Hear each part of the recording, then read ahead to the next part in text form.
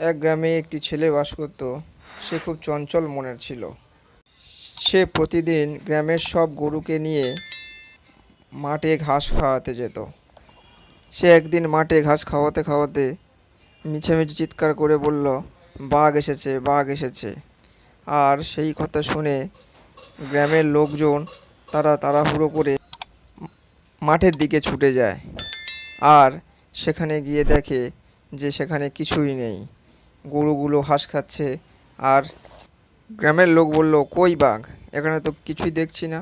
তখন ছেলেটি হাসে। গ্রামের একজন লোক বলে, এভাবে মিথ্যা করে কেন চিৎকার করেছিলে? আমরা সবাই তোমার এই মিথ্যা চিৎকারে ছুটে এসেছি তোমাকে বাঁচাতে আর গরুগুলোকে বাঁচাতে। এইভাবে মিথ্যা কথা বলে আর মানুষকে ঠকিয়ে তুমি কি আনন্দ পাও?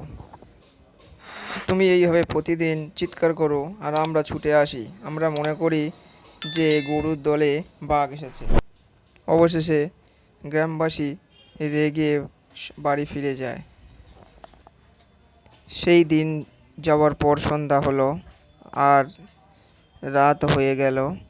পরের দিন যখন সকাল হলো, আবার সেই রাখাল গরুর দল নিয়ে মাঠে ঘাস খাওয়াতে এসেছিল। আবার চিৎকার করেছিল, বাঘ এসেছে, বাঘ এসেছে, বাঘ এসেছে। কিন্তু সেদিন সত্যি সত্যি বাঘ এসেছিল। আর গ্রামবাসীরা সে কথা শুনে তাকে বাঁচাতে এলো না।